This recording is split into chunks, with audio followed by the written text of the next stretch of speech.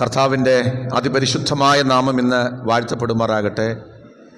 ഈ വിശുദ്ധ സഭായോഗത്തിൽ ദൈവത്തിന് മുമ്പാകെ പ്രാർത്ഥനയോടെ വന്നിരിക്കുന്ന എല്ലാ ദൈവമക്കൾക്കും വീണ്ടും വരുന്ന നമ്മുടെ കർത്താവും രക്ഷിതാവുമായ യേശു ക്രിസ്തുവിൻ്റെ വിലയേറിയ നാമത്തിൽ ഞാൻ സ്നേഹവന്ദനങ്ങൾ അറിയിക്കുന്നു. കർത്താവ് നമ്മെ ഇന്ന് അനുഗ്രഹിക്കുമാറാകട്ടെ. നാം അനുഗ്രഹിക്കപ്പെട്ട ആരാധനയിൽ, പ്രാർത്ഥനയിൽ ദൈവത്തോട് സംസാരിച്ച് പ്രാർത്ഥിച്ച് വചനം കേൾക്കാനായിട്ട് ഇരിക്കുകയാണ്. ദൈവവചനം കേൾക്കുവാൻ ആഴമായ ഒരു സമർപ്പണം ആവശ്യമാണ്. ഇന്ന് ദൈവത്തിൻ്റെ പരിശുദ്ധാത്മാവ് നിങ്ങളോട് പറയാൻ എനിക്ക് നിയോഗം നൽകി എന്ന് ഞാൻ ചിന്തിക്കുന്ന ദൈവത്തിൻ്റെ വചന സന്ദേശത്തിലേക്ക് നമ്മൾ ശ്രദ്ധ തിരിക്കുകയാണ്. അപ്പോസ്തലനായ പൗലോസ് തിമോത്തിയോസിന് എഴുതിയ രണ്ടാമത്തെ ലേഖനം 2-ാം അധ്യായത്തിൻ്റെ 20-21 വാക്യങ്ങൾ നമുക്ക് വായിക്കാം. തിമോത്തിയോസിൻ്റെ 2-ാമത്തെ ലേഖനം 2-ാം അധ്യായത്തിൻ്റെ 20-21 വാക്യങ്ങൾ. എന്നാൽ ഒരു വലിയ വീട്ടിൽ പൊന്നും വെള്ളിയും കൊണ്ടുള്ള സാമാനങ്ങൾ മാത്രമല്ല, മരവും മണ്ണും കൊണ്ടുള്ളവയും ഉണ്ട്. ചിലത് മാന്യകാര്യത്തിനും ചിലത് ഹീനകാര്യത്തിനും ഉപയോഗിക്കുന്നു. ഇവയെ വിട്ടകന്ന് തന്നെത്താൻ വെടിപ്പാക്കുന്നവൻ വിശുദ്ധവും ഉടമസ്ഥന് ഉപയോഗവുമായി നല്ല വേലയ്ക്കൊക്കെയും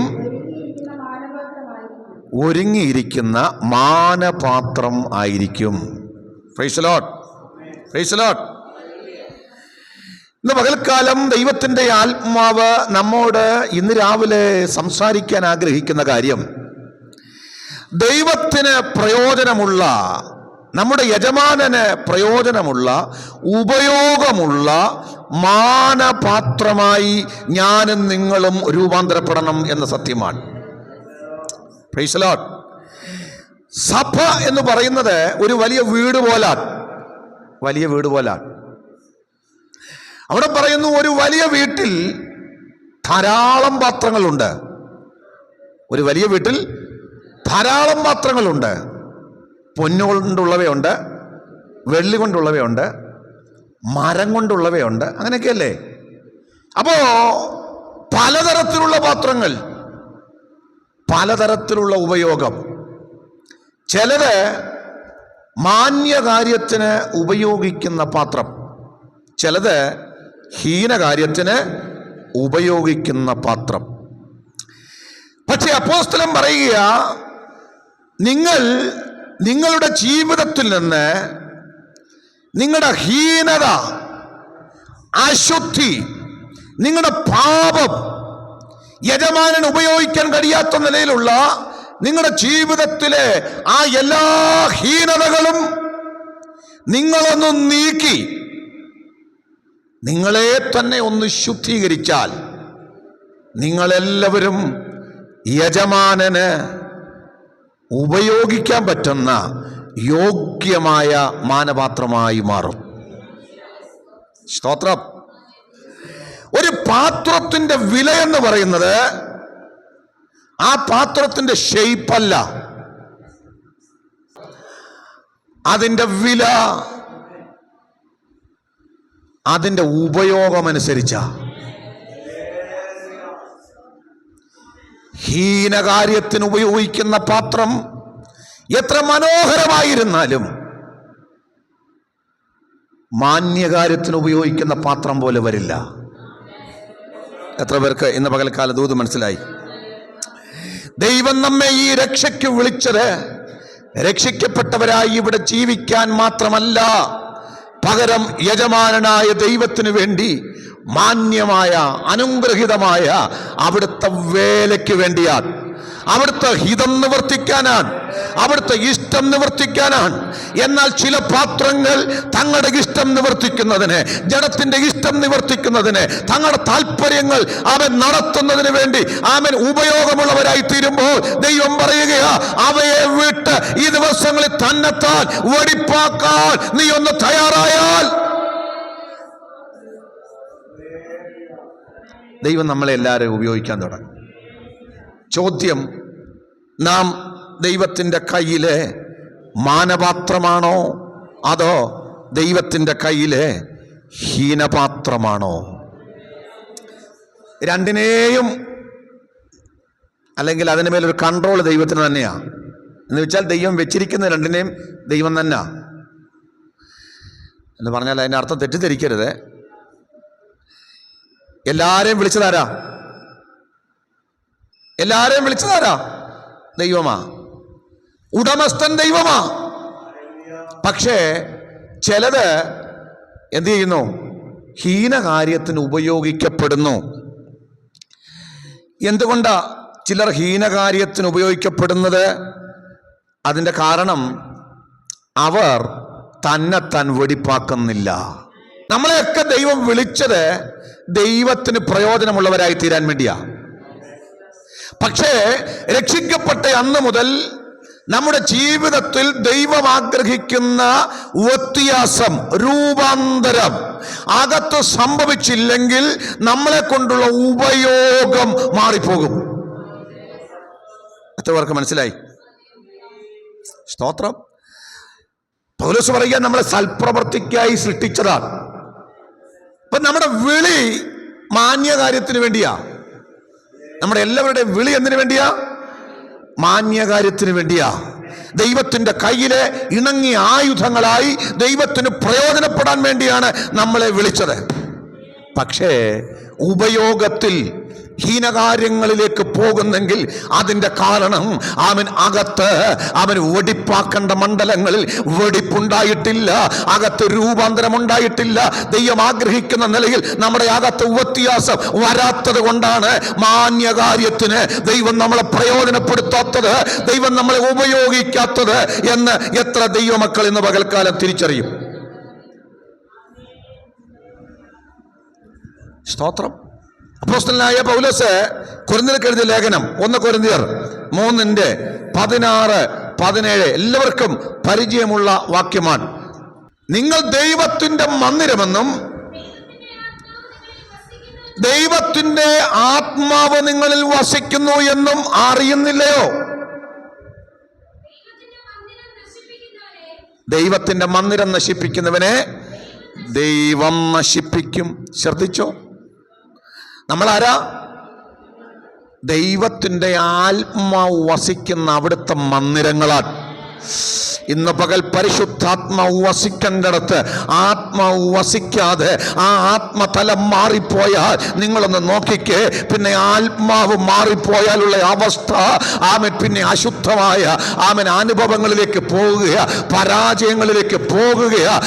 ദൈവാത്മാവിന്റെ അഭിഷേക ശൗലിന്റെ അകത്ത് നഷ്ടപ്പെട്ടപ്പോൾ അവന്റെ അകത്ത് ദുരാത്മാവ് കയറി വന്ന് അവൻ എത്രമാത്രം തകർന്നുപോയി, എത്രമാത്രം പ്രശ്നങ്ങൾ അവൻ ഉണ്ടായി എന്ന് ഇന്ന് പകൽക്കാലം എത്ര ദൈവമക്കൾ തിരിച്ചറിയും? ഇന്ന് പകൽ ദൈവത്തിന്റെ പരിശുദ്ധാത്മാവിനെ അകത്ത് തന്ന് ദൈവരാജ്യത്തിന് വേണ്ടി പ്രയോജനപ്പെടുത്തുവാൻ, ദൈവകൃപയ്ക്ക് വേണ്ടി പ്രയോജനപ്പെടുത്താൻ ദൈവം എന്നെയും നിങ്ങളെയും അവൻ തിരഞ്ഞെടുത്തിരിക്കുമ്പോൾ ദൈവാത്മാവിനെ പ്രവർത്തിക്കുവാൻ സ്വാതന്ത്ര്യം കൊടുക്കാതെ, ദൈവാത്മാവിനകത്ത് വസിക്കാൻ ഇടം കൊടുക്കാതെ ജീവിതത്തിൽ പരാജയങ്ങൾ, ജീവിതത്തിൽ അശുദ്ധി, ജീവിതത്തിൽ തിന്മകൾ അകത്ത് വന്നാൽ ആത്മസാന്നിധ്യം നമ്മെ വിട്ട് ഇറങ്ങിപ്പോകും.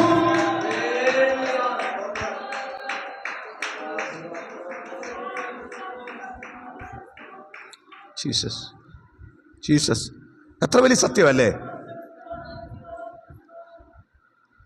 എഫേസ്യ ലേഖനം 2-ാം അധ്യായത്തിന്റെ 10-ാം വാക്യം.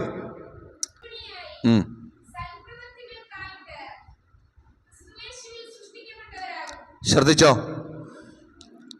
ഈ വലിയ വീട്ടിനകത്ത്, ദൈവസഭ എന്ന വലിയ വീട്ടിനകത്തോട്ട് എന്നെയും നിങ്ങളെയും ദൈവം ആക്കിയത് സൽപ്രവർത്തിക്കായി ക്രിസ്തുയേശുവിൽ സൃഷ്ടിക്കപ്പെട്ടവരാ.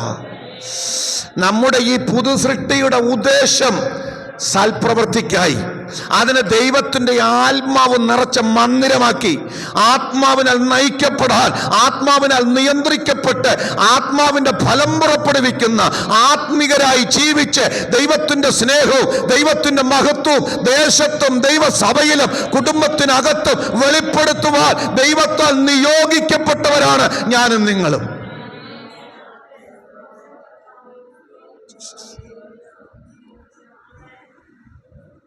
അടുക്കളയിൽ പാത്രം ഇങ്ങനെ നിരത്തി വെച്ചാൽ മാത്രം മതിയോ? ആ പാത്രം ഉപയോഗിക്കണം. ആമേൻ. അല്ലേ? അത് ഉപയോഗമുണ്ടാകണം. നമ്മുടെ വീട്ടിലൊക്കെ ഒരുപാട് പാത്രങ്ങളുണ്ട്, വർഷങ്ങളായി അവിടെ ഇരിക്കുക, അതിനൊരു ഉപയോഗവും. പാത്രം സൃഷ്ടിച്ച ആളിന്റെ ലക്ഷ്യം എന്താ? ഉപയോഗിക്കണം. പക്ഷെ നമ്മളത് എന്ത് ചെയ്യില്ല, നമ്മളവിടെ ഇങ്ങനെ മാറ്റി വെച്ചിരിക്കുക. നമുക്കങ്ങനെയൊക്കെ ചെയ്യാം, പക്ഷേ അപ്പൻ അങ്ങനെ മാറ്റി വെക്കാൻ വേണ്ടി പാത്രങ്ങളെ സൃഷ്ടിച്ചിട്ടില്ല. ഒരു പണിയുമില്ലാതെ മാറിയിരിക്കാൻ വേണ്ടി ദൈവം ആരെയും വിളിച്ചിട്ടില്ല. ഇന്ന് പകൽക്കാലം എത്ര പേർക്ക് മനസ്സിലായി? ആമേൻ. ഒരു വേലയും ദൈവരാജ്യത്തിന് വേണ്ടി, ദൈവത്തിന്റെ നാമമഹത്വത്തിന് വേണ്ടി എനിക്കൊരു പങ്കുമില്ല എന്ന് ആരെങ്കിലും ചിന്തിക്കുന്നുണ്ടെങ്കിൽ ദൈവത്തിന്റെ ആത്മാവ് നിങ്ങളോട് പറയുക, ദൈവം നിന്നെ സൃഷ്ടിച്ചെങ്കിൽ, ആമേൻ, ദൈവം നിന്നെ ക്രിസ്തുവേശുവിൽ ആമേൻ പുതിയ സൃഷ്ടിയാക്കി വെച്ചെങ്കിൽ, സൽപ്രവൃത്തിക്കായി നിന്നെ ഒരുക്കിയിട്ടുണ്ടെങ്കിൽ, ആമേൻ, ആ പ്രവൃത്തി നമ്മിലൂടെ വെളിപ്പെടണം. ആരെയും ദൈവം വെറുതെ ഇതിനകത്ത് വിളിച്ചിട്ടില്ല. അത് ചെറിയ ആളാകട്ടെ, വലിയ ആളാകട്ടെ, സ്ത്രീ ആകട്ടെ, പുരുഷനാകട്ടെ, വിദ്യാഭ്യാസം ഉള്ളവരാകട്ടെ, ഇല്ലാത്തവരാകട്ടെ,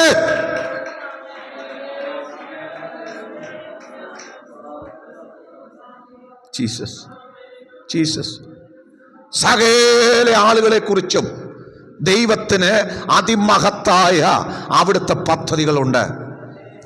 മാന്യമായ, അല്ലെ, അവിടുത്തെ മഹത്വത്തിന് വേണ്ടി ഉപയോഗിക്കാൻ വേണ്ടിയാ ദൈവം നമ്മളെ വിളിച്ചത്. അതുകൊണ്ട് ഞാനും നിങ്ങൾ തിരിച്ചറിയണം, എന്നെ വിളിച്ചെങ്കിൽ അത് ഉപയോഗിക്കാനാ, എന്നെ തെരഞ്ഞെടുത്തെങ്കിൽ അത് എന്നിലൂടെ ദൈവപ്രവൃത്തി ഉണ്ടാകാൻ വേണ്ടിയാ, എന്നെ ഈ സഭയിൽ കൊണ്ടുവന്നെങ്കിൽ എന്നിലൂടെ ദൈവം ചിലത് ചെയ്യണം. സ്തോത്രം സ്തോത്രം. ദൈവം പ്രതീക്ഷിക്കുന്നത് ഞാൻ നിങ്ങളും ഒരിക്കലും ഹീനപാത്രമായി മാറണമെന്നല്ല. സ്തോത്രം സ്തോത്രം. മാന്യമായി ഉപയോഗിക്കപ്പെടണമെന്ന എത്ര പേർക്ക് സന്തോഷമുണ്ട്? അങ്ങനെ ഉപയോഗിക്കപ്പെടണമെങ്കിൽ നീയാകുന്ന പാത്രത്തിനകത്ത് ചില പ്രത്യേകതകൾ നടക്കണം. കർത്താവിന് വേണ്ടി ഉപയോഗിക്കപ്പെടണമെങ്കിൽ വർഷങ്ങളായി, സ്തോത്രം, വിശ്വാസിയാണ്, പക്ഷേ ദൈവത്തിൻ്റെ സ്നേഹമൊന്ന് പുറത്ത് കാണിക്കാൻ ആ വ്യക്തിക്ക് കഴിയില്ലെങ്കിൽ, നമ്മളെ കാണുന്നവർ ക്രിസ്തുവിൻ്റെ സ്നേഹം കാണണമെന്നല്ലേ? ഇതിപ്പം ആരെയും കുറ്റപ്പെടുത്തിയുള്ള പ്രസംഗമല്ല, കുത്തുപ്രസംഗമൊന്നുമല്ല, മനസ്സിലാക്കാൻ വേണ്ടിയാ. നമ്മളാകുന്ന വ്യക്തിത്വത്തിന് മാറ്റം ഉണ്ടാകണം. ഉണ്ടാകണ്ടേ? അല്ല നമ്മൾ വിശ്വാസിയാണെന്ന് പറഞ്ഞിരുന്നിട്ട് കാര്യമുണ്ടോ? ഉണ്ടോ? നമ്മെ സൃഷ്ടിച്ചത് സൽപ്രവർത്തിക്കായിട്ടാ. സ്തോത്രം. അതിനാണ് പരിശുദ്ധാത്മാവിനെ തന്നതും. ആത്മാവ് നമ്മളെ നയിക്കാൻ തുടങ്ങിയാൽ നമ്മിലൂടെ നാം പോലും അറിയാതെ ഇതെല്ലാം വെളിപ്പെടും. പക്ഷേ അശുദ്ധി വന്നാൽ ആത്മാവ് പോകും. അശുദ്ധി വന്നാൽ, അല്ലേ, യജമാനൻ ഉപയോഗിക്കാൻ പറ്റാതെ വരും. ഇന്ന് പകൽക്കാലം ഗൗരവമായി ചിന്തിക്കണം. നീ ഒരു വെറും പാത്രമായിരിക്കാനല്ല, ദൈവസഭയ്ക്കകത്ത് ഹീനപാത്രമായി മാറാനല്ല. നിന്റെ വാക്ക് അനുഗ്രഹമാകണം. നീ ഒരു വാക്ക് പറഞ്ഞാൽ അത് പ്രയോജനമാകണം. നീ പ്രാർത്ഥിച്ചാൽ അത് ചിലർക്ക് വിടുതലാകണം. നിന്റെ സാക്ഷ്യം ആളുകളെ ജീവിപ്പിക്കുന്നതാകണം. നിന്റെ പ്രസൻസ് ആളുകളിൽ സന്തോഷമുണ്ടാകണം.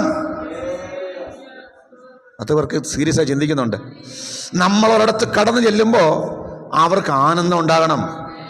അത് നമ്മുടെ മിടുക്കല്ല, നമ്മൾ വ്യാപരിക്കുന്ന ആത്മസാന്നിധ്യം നമ്മളെ യജമാനൻ ഉപയോഗിക്കുന്നത് കൊണ്ടാ, പരിശുദ്ധാത്മാവ് നമ്മളിൽ ഒഴുകുന്നത് കൊണ്ടാ, ആത്മാവിന്റെ സാന്നിധ്യം നമ്മളിൽ ഉള്ളത് കൊണ്ടാ.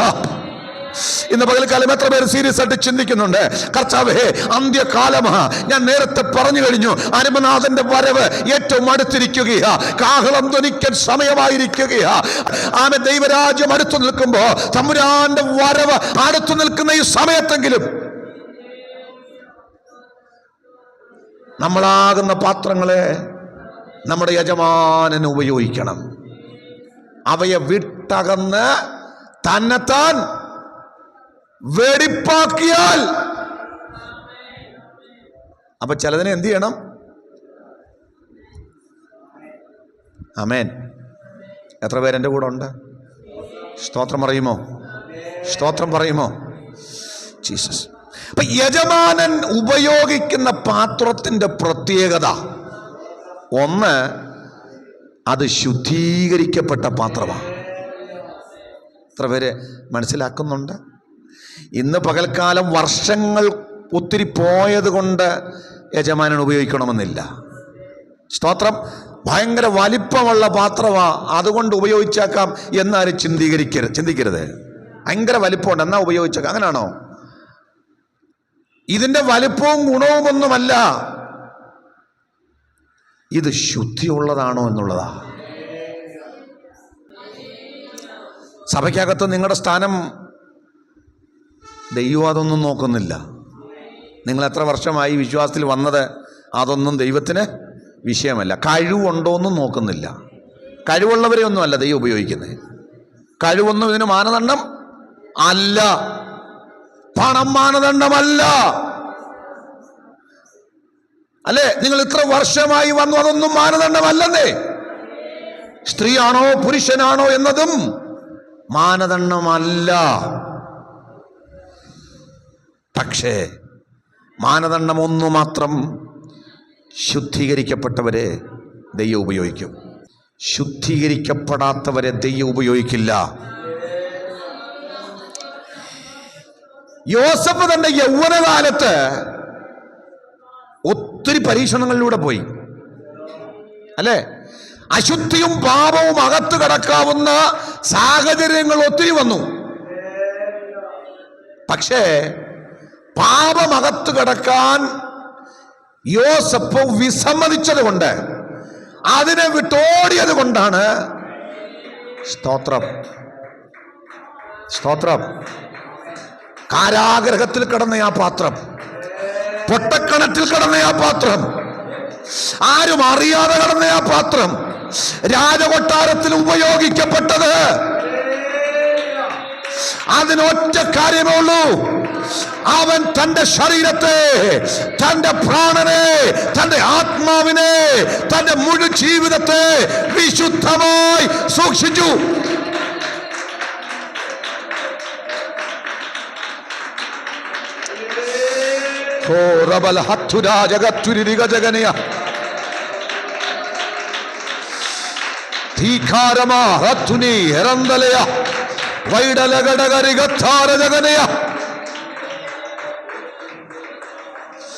വല്ലാത്തൊരു ലോകത്താണ് നമ്മൾ ജീവിക്കുന്നത്, വല്ലാത്ത കാലത്താണ് ജീവിക്കുന്നത്. ഈ കാലഘട്ടങ്ങളിൽ വിശുദ്ധിയോടെ ജീവിക്കാൻ ഞാനും നിങ്ങളും ആത്മസഹായം തേടിയാൽ, സ്തോത്രം സ്തോത്രം, നമ്മൾ വിശുദ്ധരാകുന്നതിൻ്റെ കാരണം നമ്മുടെ സ്വന്തം കഴിവിലൊന്നുമല്ല. നമ്മൾ യോസഫിനെ കുറിച്ച് വായിക്കുന്നു. അവൻ പൊട്ടക്കിണറ്റിലാണെങ്കിലും കാരാഗ്രഹത്തിലാണെങ്കിലും എവിടെ ഇരുന്നാലും യഹോവ അവനോടുകൂടെ ഉണ്ടായിരുന്നു. അപ്പം ദൈവം അവൻ്റെ കൂടെ ഉണ്ടായിരുന്നു. അപ്പം ദൈവ സാന്നിധ്യബോധമാണ് വിശുദ്ധി കൊണ്ടുവരുന്നത്. ഞാൻ പറഞ്ഞത് മനസ്സിലായോ? അശുദ്ധി വരുന്നത് എപ്പോഴാ? ദൈവമില്ലാതിരിക്കുമ്പോഴാ, ദൈവ സാന്നിധ്യത്തെക്കുറിച്ചുള്ള ബോധ്യമില്ലാതിരിക്കുമ്പോഴാ. എത്രവർക്ക് മനസ്സിലായി? ആലയത്തിനകത്തിരിക്കുമ്പോൾ ഒരുപക്ഷെ നിങ്ങൾക്ക് വിശുദ്ധരായിരിക്കാം. പക്ഷേ അതിന് കാരണം എന്താ? ആലയത്തിനകത്ത് നിങ്ങൾക്ക് വിശുദ്ധരായിരിക്കാനുള്ള കാരണം പള്ളിയാണ്, ആരാധനയാണ്, ഇവിടെ ദൈവമുണ്ട് എന്ന ചിന്ത നിങ്ങളുടെ അകത്ത് ഉണ്ടാകുമ്പോൾ നിങ്ങൾ ഒരുപക്ഷെ വിശുദ്ധരായി ജീവിക്കും. പക്ഷേ ഇതിനപ്പുറത്ത് നമ്മുടെ ലോകത്ത് നമ്മളായിരിക്കുന്ന മണ്ഡലത്തിൽ അവിടെ അല്ലേ ദൈവത്തിന്റെ സാന്നിധ്യം അനുഭവിക്കുവാൻ ദൈവം കൂടെ ഉണ്ട് എന്ന് അവന് ഉറപ്പാക്കാൻ കഴിഞ്ഞില്ലെങ്കിൽ, ദൈവം എന്നെ കാണുന്നുണ്ടെന്ന് മനസ്സിലാക്കാൻ കഴിയുന്നില്ലെങ്കിൽ, ദൈവം എന്റെ കൂടെ ഉണ്ടെന്ന് തിരിച്ചറിയാൻ കഴിയുന്നില്ലെങ്കിൽ അവന് എന്ത് സംഭവിക്കുമെന്നറിയാമോ? ആമേ ദൈവ ഭയം എന്ന് പറയുന്നത് അവൻ മാറിപ്പോവുകയും, ദൈവഭയം നഷ്ടപ്പെട്ടാൽ പിന്നെ എന്തും പറയും, എന്തും ചെയ്യും, എങ്ങനെ ജീവിക്കും? സ്തോത്രം. അവർക്ക് മനസ്സിലാവുന്നുണ്ട്? വിശുദ്ധിയുടെ അടിസ്ഥാനം ദൈവഭയമാണ്. തൻ്റെ കുറവുകളെ കുറിച്ച് ബോധ്യം വരുന്നത് ദൈവഭയത്തിൻ്റെ അടിസ്ഥാനത്തിലാണ്. അപ്പം ഈ ദൈവത്തിൻ്റെ സാന്നിധ്യം ഉണ്ടെന്ന് ഉറപ്പാക്കേണ്ടത് അത്യാവശ്യം. ആലയത്തിനകത്തിരിക്കുമ്പോൾ ഉള്ള ഭക്തി പോരാ. ഇതിന് പുറത്ത് നാം ആയിരിക്കുമ്പോഴും ദൈവം എന്നെ കാണുന്നുണ്ട് എന്ന ചിന്ത വേണം. ഹൃദയശുദ്ധിയുള്ളവർ ഭാഗ്യവാന്മാർ, അവർ ദൈവത്തെ കാണും. പത്രോസ് പറയുക, അവൻ വിശുദ്ധനാകയാൽ ദൈവം ഉപയോഗിക്കുന്ന മാനപാത്രത്തിന്റെ രഹസ്യം അവർ ശുദ്ധീകരിക്കപ്പെട്ടവരാണ്. എന്നെങ്കിലും ഒരിക്കൽ രക്ഷിക്കപ്പെട്ടത് കൊണ്ട് മാത്രമായില്ല, ദിനംതോറും മാനസാന്തരപ്പെടുന്നവരെയാണ് ദൈവം ഉപയോഗിക്കുന്നത്. എല്ലാ ദിവസവും മാനസാന്തരപ്പെടുന്നവരെയാണ് ദൈവം ഉപയോഗിക്കാൻ തുടങ്ങുന്നത്. ഇന്ന് പകൽക്കാലം മാനസാന്തരത്തോടെ ദൈവം മുമ്പാകെ എന്നും ഇരിക്കാമെങ്കിൽ ഞാൻ നിങ്ങൾക്ക് ഉറപ്പ് പറയുന്നു, യഹോവ നിങ്ങളെ ഉപയോഗിക്കാൻ തുടങ്ങും. അപ്പോ ദൈവം ഉപയോഗിക്കുന്ന പാത്രത്തിൻ്റെ പ്രത്യേകത ഒന്ന്, അത് ശുദ്ധീകരിക്കപ്പെട്ട പാത്രമാണ്. നമ്മളെ ശുദ്ധീകരിക്കുന്നത് എന്താണെന്ന് നിങ്ങൾക്കറിയാം? അവിടുത്തെ രക്തം, യേശു ക്രിസ്തുവിൻ്റെ പുണ്യാഹ രക്തം അല്ലേ? യേശുവിൻ്റെ രക്തം സകല പാപവും പൊക്കി. അപ്പം എല്ലാ ദിവസവും ആ രക്തത്താൽ കഴുകൽ പ്രാപിച്ച് വിശുദ്ധീകരിക്കപ്പെടണം. രണ്ടാമത്തെ വിഷയം, ദൈവം ഉപയോഗിക്കുന്ന പാത്രം. ആ പാത്രത്തെക്കുറിച്ച് അവിടെ പറയുന്നത് യജമാനന് ഉപയോഗയോഗ്യമായ പാത്രം. സ്തോത്രം. നിങ്ങൾക്ക് മനസ്സിലായോ അർത്ഥം? ഈ പാത്രത്തിന്റെ പ്രത്യേകത യജമാനന് ഉപയോഗിക്കാൻ കൊള്ളാവുന്ന പാത്രമാണ്. അതെന്തുവാ? എല്ലാ പാത്രത്തെയും ദൈവത്തിന് ഉപയോഗിക്കാൻ പറ്റില്ല. കാര്യം എന്നാ? ഈ പാത്രം ആരാണെന്നറിയാമോ? നമ്മൾ വിശുദ്ധിയുടെ മണ്ഡലത്തെക്കുറിച്ച് പറഞ്ഞു കഴിഞ്ഞു. വിശുദ്ധമായിരിക്കണം. പാത്രം നമ്മളാണെന്ന് പറഞ്ഞല്ലോ. കേവലം ഒരു പാത്രമല്ല, ഞാനും നിങ്ങളുമാകുന്ന മൺപാത്രത്തെ അവൻ്റെ കൃപ പകർന്ന് നിർത്തിയിരിക്കുമ്പോൾ ദൈവം നമ്മിൽ നിന്ന് പ്രതീക്ഷിക്കുന്നത്, എന്നെയും നിങ്ങളെയും ഉപയോഗിക്കണമെങ്കിൽ ഞാനും നിങ്ങളും അനുസരണമുള്ള പാത്രങ്ങളായി മാറണം.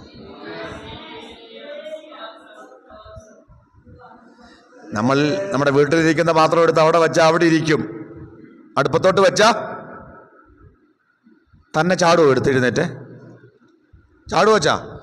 തീക്കകത്തോട്ട് വെച്ച് കത്തിച്ച് കഴിഞ്ഞ് വെള്ളമൊക്കെ വെച്ച് തിളപ്പിക്കുമ്പോൾ ചൂട് കൂടുതൽ, ഞാൻ പോവാന്ന് പറഞ്ഞ് ചാടുവോ? അവിടെ ഇരിക്കും. എത്ര ചൂടാന്നേലും ഇരിക്കും, അവിടെ ഇരിക്കും. പക്ഷേ നീയാകുന്ന പാത്രം, അവർക്ക് മനസ്സിലായി? നീയാകുന്ന പാത്രം ദൈവം ഉപയോഗിക്കാൻ തുടങ്ങുമ്പോ നമ്മൾ പറയും ചൂടാ, ഞാൻ പോവാന്ന് പറയും. സ്തോത്രം. അല്ലേ? എനിക്ക് ഇത്രയൊന്നും പറ്റുകയല്ല. എത്ര നേരം നോക്കിയിരുന്നു? സ്തോത്രം. അനുസരണത്തിൻ്റെ പാത്രം. എന്തു പറഞ്ഞാലും ചോദ്യം ചെയ്യാതെ അനുസരിക്കുന്ന ഒരു പാത്രമാണെങ്കിൽ ഒരു കാര്യം ഞാൻ പറയാം, നീയാകുന്ന പാത്രത്തെ ദൈവം ഉപയോഗിക്കും. അത് എന്തു പറഞ്ഞാലും ഒരുപക്ഷെ ലോകത്തിന്റെ ദൃഷ്ടിയിൽ മണ്ടത്തരമെന്ന് തോന്നുന്ന കാര്യമാണെങ്കിലും പറഞ്ഞാൽ അനുസരിക്കണം. അല്ലേ? അവൻ നോഹയോട് പറഞ്ഞു, നോഹേ ഞാൻ ഭൂതലത്തിലൊക്കെയും മഴ പെയ്യിക്കാൻ പോവുക. മഴയാൽ ഞാൻ ഈ ഭൂതലത്തെ നശിപ്പിക്കാൻ പോവുക. ആകയാൽ നിനക്ക് ഞാൻ തരുന്ന ഉത്തരവാദിത്വം, നീ ഒരു പെട്ടകം പണിയുക. സ്തോത്രം. ദൈവം പറഞ്ഞതിനനുസരിച്ച് നീളവും വീതിയും ഉയരവും എല്ലാം പറഞ്ഞ് ദൈവം പറഞ്ഞതുപോലെ തന്നെ.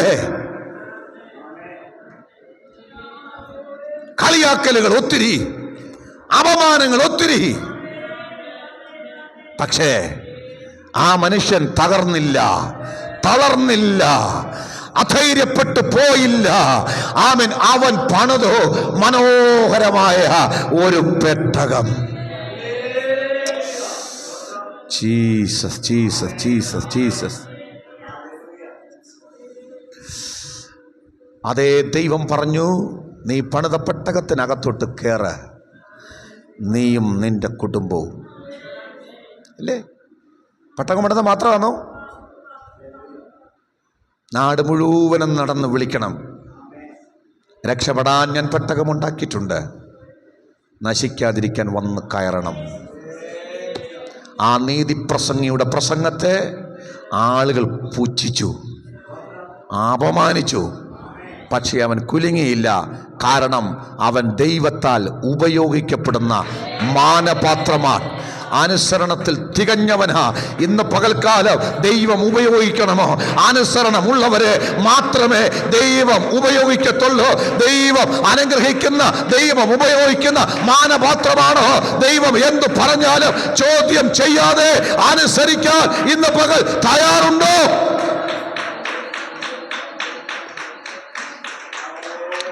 നൂറ് ഉദാഹരണങ്ങൾ ആ വിഷയത്തിൽ പറയാൻ നമുക്കുണ്ട്. ദൈവത്താൽ ഉപയോഗിക്കപ്പെട്ട സകല മനുഷ്യരും അനുസരിക്കുന്നവരായിരുന്നു. സ്തോത്രം. ഇന്നത്തെ തലമുറയുടെ ഏറ്റവും വലിയ പ്രശ്നം എന്താണെന്നറിയാമോ? അനുസരണമില്ല. ദൈവത്തെ അനുസരിക്കില്ല, ദൈവം പറഞ്ഞതുപോലെ കേൾക്കില്ല, തന്നിഷ്ടത്തിന് നടക്കുന്ന ഒരു തലമുറ. ബൈബിളിൽ അങ്ങനെയൊക്കെ പറയും, വചനം അങ്ങനെയൊക്കെ പറയും. പക്ഷെ ഞങ്ങൾക്ക് ഞങ്ങളുടെ പോളിസിയാ, ഞങ്ങൾക്ക് ഞങ്ങളുടെ ഇഷ്ടമാണ്, ഞങ്ങളുടെ താല്പര്യമാണ്. ഈ ദൈവസഭ ഇന്ന് അനുഭവിക്കുന്ന അല്ലെ ആത്മീയ പാപ്പരത്വത്തിന്റെ കാരണം എന്താണെന്നറിയാമോ? ഈ വചനം അനുസരിക്കുന്നതിൽ വന്നുപോയ പരാജയമാണ്. ഈ വചനത്തെ പുറകിൽ കളഞ്ഞിട്ട് മാനുഷിക കൽപ്പനകൾ പ്രമാണിച്ച് തന്നിഷ്ടത്തിന് ജീവിക്കുന്ന ഒരു തലമുറയെ ദൈവം കൈവിട്ടുകളയും. അവർ മാനപാത്രമായിട്ടല്ല, പകരം അവൻ ഹീനകാര്യത്തിന്, അവൻ അശുദ്ധിക്ക് അവൻ ഉപയോഗിക്കപ്പെടുമെന്ന് ഇന്ന് പകൽ തിരിച്ചറിഞ്ഞ് അനുസരണത്തിന്റെ ആത്മാവിലേക്ക് ഒന്ന് മടങ്ങി വരാൻ ആത്മാവിൽ നിങ്ങളോട് ആലോചന പറയുകയാണ്. സ്തോത്രം. ദൈവം ആരെ ഉപയോഗിക്കുന്നത്? അനുസരിക്കുന്നവരെ. ആരെ ഉപയോഗിക്കുന്നവരെ? മിടുക്കന്മാരെയാണോ? തകർന്നവരെ ദൈവം ഉപയോഗിക്കുന്നത്. ഉടഞ്ഞവരെ ദൈവം ഉപയോഗിക്കുന്നത്. ആർക്കും വേണ്ടാത്തവരെ ദൈവം ഉപയോഗിക്കുന്നത്. ആർക്കും വേണ്ടായിരിക്കും, പക്ഷെ ദൈവവും പറയണം, കർത്താവേ എന്നെ കൊള്ളുകയില്ല, ആർക്കും എന്നെ വേണ്ട. ദാവീദ് പറഞ്ഞു, എൻ്റെ അപ്പനും അമ്മയും എനിക്കാരുമില്ല, എന്നെ അംഗീകരിക്കാൻ ആളില്ല, പക്ഷേ എനിക്ക് നിന്നെ വേണം, എന്നെ ഒന്ന് ഉപയോഗിക്കണമേ എന്ന്. ഈ കാലഘട്ടത്തിൽ ആര് ദൈവത്തോട് പറയും? മനുഷ്യൻ ഉയർത്തുന്നവരെ അല്ല, മനുഷ്യൻ പരിഗണിക്കുന്നവരെ അല്ല. ഓ, ഇന്ന് പകൽക്കാല ആമൻ ദൈവം ആമൻ ശമൂവേലിനോട് പറഞ്ഞൊരു ദൂതുണ്ട്. അവന്റെ മുഖമോ പൊക്കമോ ഒന്നും നോക്കല്ലേ, ഞാൻ അവനെ തള്ളിക്കളഞ്ഞിരിക്കുന്നു.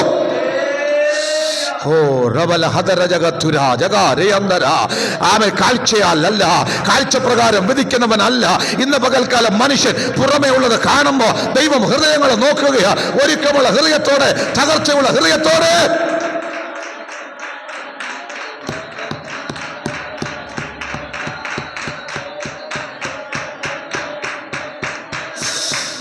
രമന ഹസ്തജാതര ജഗന ഘടക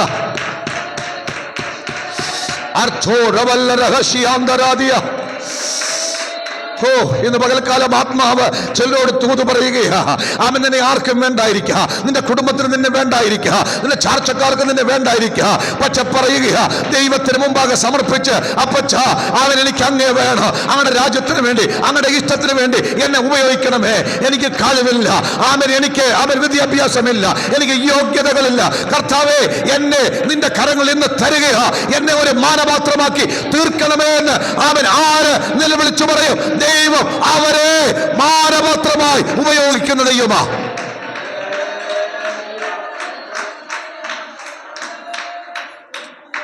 സ്തോത്രം, സ്തോത്രം.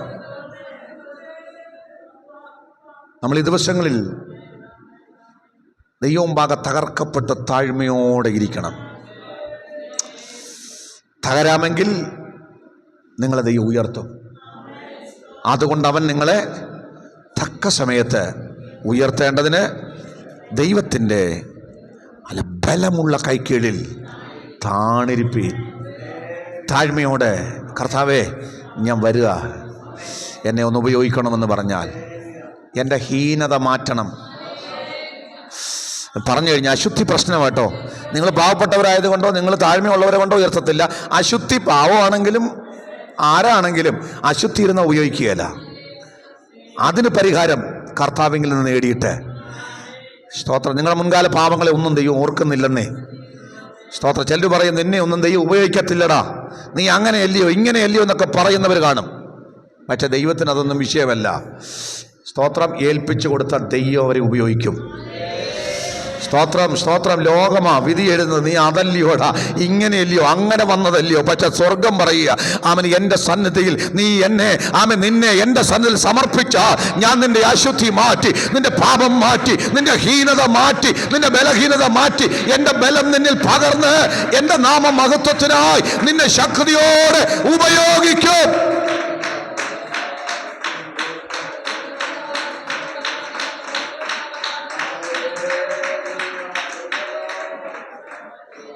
മൂന്നാമത്തെ കാര്യം, ഒരുപാട് കാര്യങ്ങൾ ആ ഭാഗത്തു നിന്ന് എനിക്ക് പറയാൻ ഇങ്ങനെ ആത്മാവിൽ ഒത്തിരി നിയോഗങ്ങൾ വരുന്നു. സമയത്തിൻ്റെ പരിമിതി പോലും ഞാൻ വിടുക. അവിടെ എഴുതിയിരിക്കുന്ന പദം സകല മാനകാര്യത്തിനും ഒരുക്കമുള്ള എന്നൊരു പദമില്ലേ, ഒന്ന് വായിച്ചേ. സകല സൽപ്രവർത്തിക്കും, നോക്കിയേ, സകല സൽപ്രവർത്തിക്കും ഒരുങ്ങിയിരിക്കുന്ന മാനപാത്രമായി മാറും. അപ്പോൾ ആരെയാ ഈ ദൈവം ഉപയോഗിക്കുന്ന മാനപാത്രത്തിൻ്റെ പ്രത്യേകത കേട്ടോ? ഒന്ന്, നമ്മളെന്താ പറഞ്ഞേ? ശുദ്ധമായിരിക്കും, വിശുദ്ധരായിരിക്കണം. രണ്ടാമത്, അനുസരണമുള്ള പാത്രമായിരിക്കണം. മൂന്നാമത്തെ കാര്യം, ഒരുക്കമുള്ള പാത്രമായിരിക്കണം. അനുസരണത്തോട് ചേർന്ന് പറയേണ്ട കാര്യമാണ്. എന്നാലും നിങ്ങളൊന്ന് ചിന്തിച്ചേ, ഈ അനുസരണം നടക്കണമെങ്കിൽ ഒരുക്കം വേണം. ഇപ്പം രാവിലെ ഒരിടത്ത് പോകാൻ ദൈവം വിളിക്കുക, വിളിക്കുമ്പോൾ പോകണമെങ്കിൽ എന്ത് ചെയ്യണം? ഒരുങ്ങി നിന്നവരെ അല്ലേ വിളിക്കുമ്പോൾ പെട്ടെന്ന് അനുസരിക്കാൻ പറ്റൂ? അവർക്ക് മനസ്സിലായി? ദൂത് പിടി കിട്ടിയോ? അപ്പോൾ എപ്പോൾ വിളിച്ചാലും ഒരുങ്ങി നിൽക്കുന്ന, സകല സൽപ്രവർത്തിക്കും ഒരുങ്ങി നിൽക്കുന്ന, പ്രാർത്ഥനയ്ക്ക് ഒരുക്കമുള്ള. പ്രാർത്ഥിക്കാന്ന് പറയുമ്പോഴത്തേക്ക് അതിനൊരു സമയം ഇല്ല, ഞാനൊന്ന് ഒരുങ്ങി വരണേ പാസ്റ്റർ, കുറച്ച് നേരം. സ്തോത്രം. എത്ര പേർക്ക് മനസ്സിലായി? ദൈവം ഉപയോഗിക്കണമെങ്കിൽ പ്രാർത്ഥിക്കാൻ പറഞ്ഞാൽ അന്നേരം ഒരുങ്ങുന്നവരെയാ, ഒരുങ്ങിയിരിക്കുന്നവരെയാ. ഏത് അർദ്ധരാത്രിക്ക് ദൈവം നിന്നോട് എഴുന്നേക്ക് ഒന്ന് സ്തോത്രം ചെയ്യുന്ന പറയുമ്പം അമ്മാമ്മയ്ക്ക് ഒരുക്കമില്ല, അച്ഛന് ഒരുക്കമില്ല. ഉപയോഗിക്കുമോ? ഉപയോഗിക്കുമോ? അടിയന്തര ഘട്ടങ്ങളിലായിരിക്കും ദൈവം പറയുന്നത്, നീ ഇപ്പൊ ചിലതിന് വേണ്ടി എഴുന്നേക്കണം. ഈ ചിലരെ ദൈവം, പ്രധാനപ്പെട്ട കാര്യം ശ്രദ്ധിക്കണേ, നമ്മളൊക്കെ ദൈവത്തിൻ്റെ വിടുതൽ അനുഭവിച്ചുകൊണ്ട് ജീവിക്കുന്നവരാ. നമ്മുടെ ജീവിതത്തിൽ ദൈവത്തിൻ്റെ പ്രവൃത്തി ഉണ്ടാകുന്നത് നമ്മൾ അനുഭവിക്കുന്നവരാ. അതിന് അനേകരെ ദൈവം ഉപയോഗിക്കുന്നുണ്ട്. അനേകരുടെ പ്രാർത്ഥനയാണ് നമ്മെ നിർത്തുന്നത്. എത്ര പേര് വിശ്വസിക്കുന്നുണ്ട്? അപകടങ്ങൾ വഴിമാറിപ്പോകുന്നത് അനേകരുടെ പ്രാർത്ഥനയാണ്, അല്ലേ? സ്തോത്രം. അനർച്ചം വ്യസനകാരണമായി മാറാതെ തട്ടി നീങ്ങി പോകുന്നത് ആമേൻ. നമുക്ക് വേണ്ടി ജാഗരിക്കാൻ ചിലരെ ദൈവം ഒരുക്കുന്നത് കൊണ്ടാ. എത്ര പേർക്ക് ഈ ദൂത് മനസ്സിലാകുന്നുണ്ട്? സ്തോത്രം. ദൈവം ചിലരുടെ അകത്ത് പറയുന്നു, ഇന്ന സഹോദരന് വേണ്ടി ഇന്ന സഹോദരിക്ക് വേണ്ടി ഒന്ന് പ്രാർത്ഥിക്കണമെന്ന് പറഞ്ഞപ്പോ ഒരുക്കമില്ലാതിരുന്നാൽ എങ്ങനെ അവർക്ക് വേണ്ടി പ്രാർത്ഥിക്കും? അതിന് സമർപ്പണമില്ലാതിരുന്നാൽ, അതിനുള്ള തയ്യാറെടുപ്പില്ലാതിരുന്നാൽ എങ്ങനെ പ്രാർത്ഥിക്കും? എന്നാൽ എപ്പോ പറഞ്ഞാലും ആത്മനിയോഗത്തോട് പ്രാർത്ഥനയിൽ ഒരുങ്ങിയിരിക്കുന്ന ദൈവം എന്തു പറഞ്ഞാലും ഒരുങ്ങിയിരിക്കുന്ന ചിലരുണ്ട്. അവരാണ് ദൈവരാജ്യത്തിനു വേണ്ടി ഉപയോഗിക്കപ്പെടുന്ന മാനപാത്രങ്ങൾ.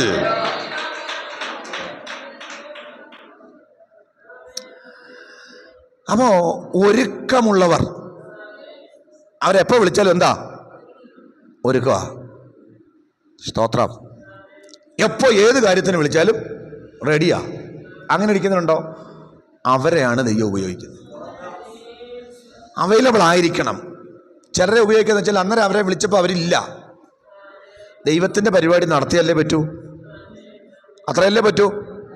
അപ്പൊ ദൈവം ഒരുങ്ങിയിരുന്നവരെ കൊണ്ട് ചെയ്യിപ്പിച്ചു. എത്ര പേർക്ക് മനസ്സിലായി? എന്നെ കർത്താവ് ഉപയോഗിക്കുന്നില്ല എന്നുള്ള പരാതിയായിരുന്നു. ദൈവം ഇറങ്ങി വന്നതാ.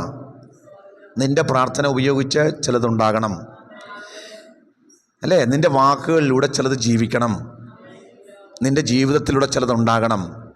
ഇറങ്ങി വന്നപ്പോൾ നമ്മളെന്തായി? നമ്മൾ ഒരുങ്ങിയില്ല. അന്ത്യകാലത്ത് ഇതല്ലേ സംഭവിക്കാൻ പോന്നേ, അല്ലേ? മണവാളന്റെ ശബ്ദം, ആർപ്പുവിളി ഉണ്ടാകുമെന്നല്ലേ? അർദ്ധരാത്രിയിൽ മണവാളൻ വരുന്നതിന്റെ ആർപ്പുവിളി. 5 കന്യകമാർ ബുദ്ധിയുള്ളവർ വിളക്കിനോടൊപ്പം പാത്രത്തിൽ എണ്ണ എടുത്ത് എപ്പോ വന്നാലും വിളക്ക് തെളിക്കാൻ തയ്യാറായി നിൽക്കുന്ന ബുദ്ധിയുള്ള കന്യകമാർ. ആർപ്പുവിളി കേട്ടപ്പോഴേ ഇവിടെ വിളക്ക് കത്തിച്ചു കഴിഞ്ഞു. ഒരുങ്ങിയിരിക്കുക. ഒരുങ്ങിയിരുന്നവർ മണവാളിനോടുകൂടെ, അല്ലേ, മണിയറയിൽ പ്രവേശിച്ചു. ഒരുങ്ങാത്തവര് എണ്ണ വാങ്ങാൻ പോയെന്നാ പറയുന്നത്. തിരിച്ചു വന്നപ്പോൾ കതക് അടച്ചു. എത്ര പേർക്ക് ഒരുക്കമുണ്ട്? ആത്മീയ ഒരുക്കം. ഇത് നിങ്ങളെ ഉപയോഗിക്കണമെങ്കിലേ, സ്തോത്രം, അയൽവക്കത്ത് ഒരു പ്രതിസന്ധി ഉണ്ടാകും. ആ പ്രതിസന്ധിയുടെ സമയത്ത് ആത്മാവ് നിയോഗം, നീ ഒന്ന് പോയി പ്രാർത്ഥിക്കുക. നിയോഗം വന്നു, പക്ഷേ വീട്ടിലെ പണി കഴിഞ്ഞിട്ട് അപ്പോഴേക്കും അവിടെ സംഭവിക്കേണ്ടത്. ആശയം മനസ്സിലാവുന്നുണ്ടോ? എത്രവർക്ക് മനസ്സിലായി? വിശ്വാസിയാണോ? കർത്താവിന് വേണ്ടി എപ്പോഴും ഒരുങ്ങിയിരിക്കണം. എത്രവർ ആമേൻ പറയും? ദൈവരാജ്യത്തിന് വേണ്ടി എപ്പോഴും ഒരുങ്ങിയിരിക്കണം. കർത്താവിൻ്റെ നാമം, ഒരാൾ സുവിശേഷം പറയാൻ എപ്പോഴും ഒരാളെ അടുത്ത് കിട്ടുമ്പോൾ എന്ത് ചെയ്യണം? പറയണ്ടേ? അതിന് ഒരുക്കമുണ്ടെങ്കിലല്ലേ പറ്റൂ. ഒരാളെ അടുത്ത് കിട്ടി, അന്ന് അവനത് അറിയേണ്ടതാ. അന്ന് നീ പറഞ്ഞ സുവിശേഷം കേട്ടവൻ വരേണ്ടതാ. അല്ലെങ്കിൽ അവൻ്റെ ജീവിതം മാറാൻ പോവാ. എൻ്റെ അച്ഛാ, നിന്റെ മുമ്പിൽ വെറുതെയല്ല അവരെ കൊണ്ടുവന്നത്. അമ്മാമേ, നിന്നെ ഈ ദേശത്താക്കിയിരിക്കുന്നത് വെറുതെയല്ല. ആമേ, നീ ആയിരിക്കുന്ന മേഖലയിൽ തമ്പുരാൻ നിന്നെ കൊണ്ടുവന്നിരിക്കുകയാ. ദൈവത്തിന് ഒരുക്കമുണ്ടെങ്കിൽ നിന്നെ ഉപയോഗിക്കാൻ പറ്റും. ഏത് സമയത്ത് ഒന്ന് ഒരുങ്ങിയിരിക്കുന്ന അനുഭവമാണെങ്കിൽ ആത്മാവ് നിന്നെ ആമൻ ഈ ദിവസങ്ങളിൽ ശക്തമായി ഉപയോഗിക്കും. അതുകൊണ്ട് 3 കാര്യം പറഞ്ഞ ആ ഭാഗം അവസാനിപ്പിച്ചു. എന്തൊക്കെയാ പറഞ്ഞത്? ദൈവം ഉപയോഗിക്കുന്ന മാനപാത്രത്തിൻ്റെ പ്രത്യേകത, 1, മാനപാത്രം വിശുദ്ധീകരണമാണ്. എല്ലാ ദിവസവും നമ്മൾ മനുഷ്യരാണ്, നമുക്ക് കുറവ് വരും, ബലഹീനത വരും. നമ്മുടെ അശുദ്ധിയെ നമ്മൾ പരിഹരിക്കണം, നീക്കേണ്ടത് നീക്കണം. 2ാമത്തെ കാര്യം എന്താ? അനുസരണമുള്ള പാത്രങ്ങളെയാണ് ദൈവം ഉപയോഗിക്കുന്നത്. 3ാമത്തത് ഒരുക്കമുള്ള പാത്രങ്ങളെയാണ് ദൈവം ഉപയോഗിക്കുന്നത്. ഇനി എന്തുകൊണ്ട് നമ്മളാകുന്ന പാത്രം ഇങ്ങനെ അശുദ്ധമാകുന്നു എന്ന് ചോദിച്ചാൽ ഞാൻ വിശദീകരിക്കില്ല. അതിൻ്റെ കാരണം, നമ്മളെല്ലാവരും മനുഷ്യരാണ്. നമ്മുടെ അകത്ത് ജഡമുണ്ട്, അല്ലേ? കർത്താവ് വരുവോളം നമ്മൾ ഈ ജഡവുമായി പോരാടി ജീവിക്കുന്നവരാ. ശരിയല്ലേ? അപ്പൊ ഈ ജഡത്തിലെ ചിന്തകൾ വരും. സ്തോത്രം. ഈ ചിന്തകൾ, വിചാരങ്ങൾ, പ്രവൃത്തിയായി നമ്മിൽ വരുമ്പോൾ നമ്മുടെ ജീവിതം തകരാൻ തുടങ്ങും. അതുകൊണ്ട് ജഡത്തിൻ്റെ പ്രവൃത്തികളെ മരിപ്പിക്കണം. എത്ര വലിയ ആത്മീകനാന്നേലും നമ്മൾ ഈ ജഡശരീരത്തിൽ ജീവിക്കുന്നവരാണെന്ന് തിരിച്ചറിയണം. അതുകൊണ്ട് പൗലോസ് പറഞ്ഞു, ഞാൻ എൻ്റെ ശരീരത്തെ ദണ്ഡിപ്പിച്ച് അടിമയാക്കുന്നു. നമ്മുടെ ഏറ്റവും വലിയ ശത്രു നമ്മൾ തന്നെ. അച്ഛനെ ദൈവം ഉപയോഗിക്കാത്തതിന് പ്രധാന കാരണം അമ്മാമ്മയല്ല. ചില ആൾക്കാർ പറയും, അമ്മ ഇവള് കാരണമാണ് എനിക്ക് ആത്മീയമായിട്ടൊന്ന് മുന്നോട്ട് പോകാൻ. സ്തോത്രം. ചില ആളുകൾ പറയും, ഇവരൊക്കെ കാരണമാണ് എനിക്ക് ആത്മീയമായിട്ട് മുന്നോട്ട് പോകാൻ. ചില ആളുകൾ പറയും, പാസ്റ്റർ കാരണമാണ് എനിക്ക് ആത്മീയമായിട്ട് മുന്നോട്ട് പോകാൻ. എൻ്റെ ചോദ്യം, എൻ്റെ അച്ഛാ, നീ ആത്മീയമായിട്ട് ദൈവത്തിന് ഉപയോഗിക്കപ്പെടാത്തതിൻ്റെ കാരണം വേറെ ആരുമല്ല, നീ തന്നെ. നീ തന്നാണെന്നേ. നിന്റെ അശുദ്ധിയാ, നിന്റെ ജഡത്തിൻ്റെ പ്രവൃത്തികളാ, നിന്റെ ജീവിതത്തിലെ പരാജയങ്ങളാ.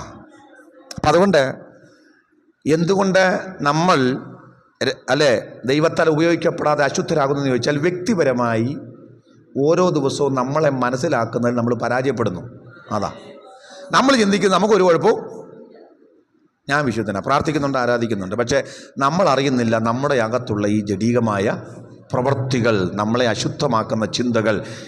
നമുക്ക് പല കാര്യങ്ങളെ വിവേചിച്ചിട്ട് അവരെക്കാൾ നല്ലവനാണ് ഞാനെന്ന് ഒരു മാർക്കിട്ടിരിക്കുന്നതാണ് നമ്മുടെ പ്രശ്നം. രണ്ടാമത്തെ കാര്യം ഈ ആത്മീയ അലസതയാണ്. നമ്മൾ വളരെ അലസമായ ഒരു ആത്മീയതയാണ്. സമയമുണ്ടെങ്കിൽ പ്രാർത്ഥിക്കാം, എല്ലാം കഴിഞ്ഞിട്ട് ആരാധിക്കുന്നെങ്കിൽ ആരാധിക്കാം, ഒരു ചിട്ടയില്ല. ഇതാണ് ഈ ദൈവത്താൽ ഉപയോഗിക്കപ്പെടാത്തതിൻ്റെ കാരണം. ദൈവത്താൽ ഉപയോഗിക്കപ്പെടണമെങ്കിൽ ആത്മജീവിതത്തിന് അലസത മാറ്റിവെച്ചിട്ട് പ്രാർത്ഥിക്കാനും ആരാധിക്കാനും വചനം ധ്യാനിക്കാനും ആത്മീയ കാര്യങ്ങൾക്കും ചിട്ടയായ ഒരു ജീവിതക്രമം ഉണ്ടാകണം. Praise the Lord. വിശദീകരിക്കുന്നില്ല. നമ്മൾ എന്തുകൊണ്ട് പരാജയപ്പെടുന്നു? നമ്മൾ പോലും അറിയാതെ നമ്മുടെ അകത്ത് ലോകസ്നേഹം കയറിയിട്ടുണ്ട്. ലോകസ്നേഹം ദൈവത്തോട് ശത്രുത്വമാണ്. അപ്പം ഇത് നമ്മൾ പോലും അറിയുന്നില്ല. നമ്മൾ വിചാരിക്കുവാന്നും ഇല്ലെന്ന്. പക്ഷെ നമ്മുടെ അകത്ത് ഇത് എന്ത് ചെയ്യുന്നു? കാരണം നമ്മൾ ഈ ലോകത്താണ് ജീവിക്കുന്നത്. അതുകൊണ്ട് ആത്മാവിൽ ഇതിനെ വിവേചിച്ചില്ലേ നമ്മുടെ അകത്ത് ഇത് കയറിയോ ഇല്ലെന്നുള്ളത് മനസ്സിലാവത്തില്ല. പക്ഷേ നല്ലൊരു പങ്ക് ആളുകളുടെ അകത്ത് ലോകസ്നേഹം കയറിയിട്ടുണ്ട്. തിരിച്ചറിയണം, ഞാൻ ഏറ്റവും കൂടുതൽ സ്നേഹിക്കുന്നത് ലോകത്തെയാണോ ദൈവത്തെയാണോ? വിശദീകരിക്കാൻ സമയം പോയത് കൊണ്ട് മാത്രമാണ് കേട്ടോ. അതുകൊണ്ട് ഈ ദിവസങ്ങളിൽ ഒരു നല്ല പാത്രമാകാൻ നാം ദൈവസന്നിധിയിൽ ശുദ്ധീകരിക്കപ്പെടണം. ചെന്ന് പറയണം, എന്നെ ഒന്ന് ഉപയോഗിക്കണം. സ്തോത്രം. ദിനം പ്രതി മാനസാന്തരപ്പെടണം. ഈ വചനമാണ് നമ്മളെ കഴുകുന്നത്. എത്ര പേര് കൃത്യമായി വചനം വായിക്കുന്നവരുണ്ട്? വ്യക്തിപരമായി വചനം വായിച്ച് ധ്യാനിക്കുന്നവർ കൈപൊക്കിയൊന്നും വേണ്ട. വ്യക്തിപരമായി ഈ തിരുവെഴുത്ത് വായിച്ച്, അല്ലേ, ജസ്റ്റ് ഒരധ്യായം വായിച്ചിട്ട് എന്താ ഈ എഴുതിയേക്കുന്നത്, ഇതിനകത്ത് എന്താ എന്നോട് പറയാനുള്ള ദൂത്, എവിടെയാണ് ഞാൻ ക്രമപ്പെടേണ്ടത്? ഇങ്ങനൊന്ന് ധ്യാനിക്കാവോ വെച്ചാ നിന്നിലുള്ള ചിലത് നീ തന്നെ പുറത്താക്കും. നിൻ്റെ അശുദ്ധിയെ നീ ചെത്തിക്കളയും. നിനക്ക് മനസ്സിലാവും, എൻ്റെ ജീവിതത്തിൽ ഇന്ന കുഴപ്പമുണ്ട്. വ്യക്തിപരമായി വചനത്തോട് ഇടപെടണം. പിന്നെ പരിശുദ്ധാത്മാവിനെ ദിനം പ്രതി നിറയണം. നമ്മൾ ഈ ദൈവത്താൽ ഉപയോഗിക്കപ്പെടാത്തതിൻ്റെ കാരണം പ്രാപിച്ച അഭിഷേകം, പണ്ടെന്നോ അഭിഷേകം പ്രാപിച്ചു, ആ അഭിഷേകത്തിലിരിക്കുക.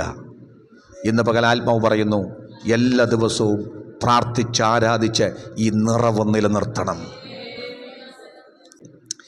നമ്മുടെ ഈ ജഡം ഇങ്ങനെ വളരാനുള്ള കാരണം നമ്മൾ അഹങ്കാരികളായതുകൊണ്ടാണ്. തുറന്ന് സമ്മതിക്കണം. നമ്മുടെ അകത്ത് എന്തോ ഉണ്ട്? ഒരഹങ്കാരമുണ്ട്. ഉണ്ടോ? ദൈവം ഉപയോഗിക്കാത്തതിന് കാരണം എന്താ? അഹങ്കാരം. താഴ്മയില്ല, അഹങ്കാരം. നമ്മൾ വിശ്വാസത്തിൽ കുറേ വർഷങ്ങളായതുകൊണ്ട് അതിൻ്റെ അഹങ്കാരം. ഞങ്ങൾ കുറേ വർഷമൊക്കെ ആയി, ഞങ്ങൾക്കിതൊക്കെ അറിയാം. ഈ വന്നുകൂടിയതിൻ്റെ കണക്ക് പറയാനല്ലാതെ, അത് പറഞ്ഞുകൊണ്ട് നടക്കാനല്ലാതെ, ദൈവത്തിന് ഉപയോഗിക്കപ്പെടുന്നൊരു മാനപാത്രമായി മാറിയിട്ടുണ്ടോ? നിന്റെ പ്രാർത്ഥന, നിന്റെ ആരാധന, നിന്റെ ആമൻ അഭിഷേകം, നിന്റെ ജീവിതത്തിന്റെ ഏതെങ്കിലും അനുഭവങ്ങൾ ദൈവരാജ്യത്തിന് പ്രയോജനപ്പെടുന്നുണ്ടോ എന്ന് സ്വയം ഒന്ന് വിമർശിച്ച് ചിന്തിച്ചു നോക്കിക്കേ. എല്ലാ കണ്ണുകളും ദൈവം അടയട്ടെ. നമുക്കൊരു മാനപാത്രമാകാം, നമ്മെ തന്നെ സമർപ്പിക്കാം. കർത്താവേ, ഇതിലുള്ള അശുദ്ധികളെയൊക്കെ ഒന്ന് നീക്കണമേ, എന്നെ ഒന്ന് ശുദ്ധീകരിക്കണമേ. ഞാൻ ഈ വലിയ കുടുംബത്തിൽ, സഭയാകുന്ന കുടുംബത്തിൽ ഒരു ഹീനപാത്രമായി ജീവിക്കാനല്ല, ഞാനൊരു മാനപാത്രമാകണം. അതിന് തടസ്സമായി എൻ്റെ അശുദ്ധി എന്നോട് ക്ഷമിക്കണമേ. ഒരനുസരണം എനിക്ക് നൽകണമേ, ഒരാത്മീയ ഒരുക്കം എനിക്ക് നൽകണമേ. ഇന്ന് പകൽക്കാലം എത്ര പേര് സമർപ്പിക്കും? നമ്മെ തന്നെ സമർപ്പിക്കാം, വചനത്തിന് മുമ്പാകെ ഏൽപ്പിക്കാം.